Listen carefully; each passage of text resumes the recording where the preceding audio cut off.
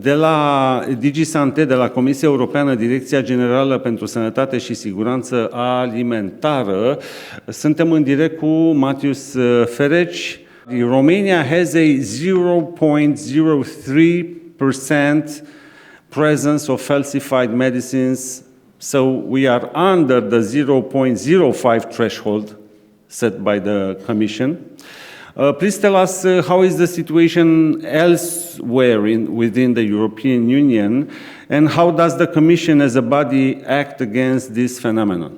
Okay, you asked me a challenging question to start with, and I would start my intervention with also adding my thanks for the invitation and seeing that George's room you are sitting in. I'm regretting I couldn't join you in person, but I'm happy to indeed answer any questions online. And what you referred to, I assume, is the rate of the alerts in the system when the decommissioning products were indeed 0.05% is not a rate set by the Commission, but it's rather a kind of a technical benchmark established by the European Medicines Verification System for acceptable number of alerts to be in the system, because as you may know, indeed the introduction of the system was not so straightforward, and indeed the experience was that there were many false alerts in the system, which created additional work for all the stakeholders, especially pharmacists, but also the competent authorities. And indeed, as when you have too many of false alerts, then you might miss the correct alerts which deserve investigation.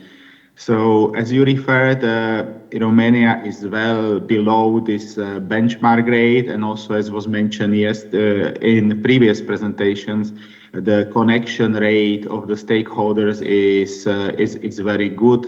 And also comparing to other member states, we still indeed have member states where not all the stakeholders, especially some smaller hospitals, are not connected to the system. And indeed, there are also member states which higher rates of alerts. Let's not call them false. This is total number of alerts. Some of them are justified, which are above this benchmark. And it's primarily indeed the joint work of the ENVO, of the stakeholders, of the manufacturers, who actually are often responsible for those alerts by making a small typo in the code or whatever might be the reasons for those alerts. So this is a joint work of everybody to ensure that those alert rates go down and do not create bias in the system overall. So the Commission is indeed encouraging these initiatives.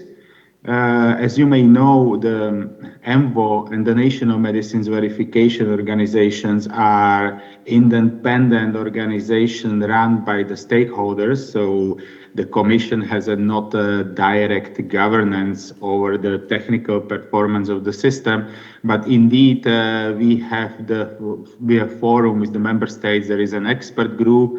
There are also different meetings and workshops during the year, and indeed we try to work with the competent authorities of the member states to help them and to remind them of the need to get the system fully set up and running. And this leaves me still with two specific cases here, where we had Greece and Italy, the two member states which benefited from transitional period, where basically, as you may know, the system started operation in February 2019, while those member states had only to start their system in 2025, in February 2025.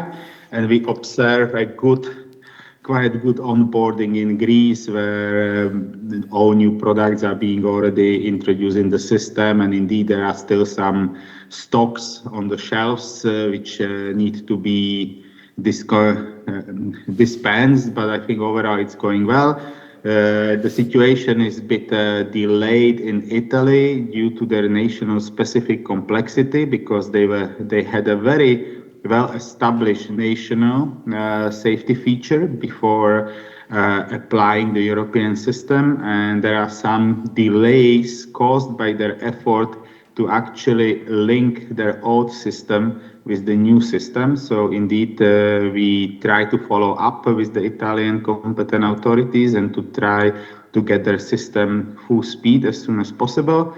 At the same time, it needs to be said that their old system is still working. So it's doesn't mean that the medicines in Italy are not marked at all. But indeed, there is still some work to be done in the connection.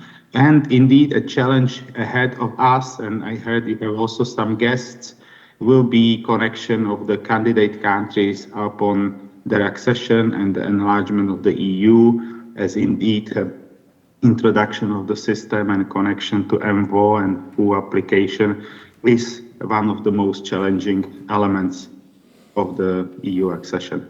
So that would be my reply, and I'm free to any other questions.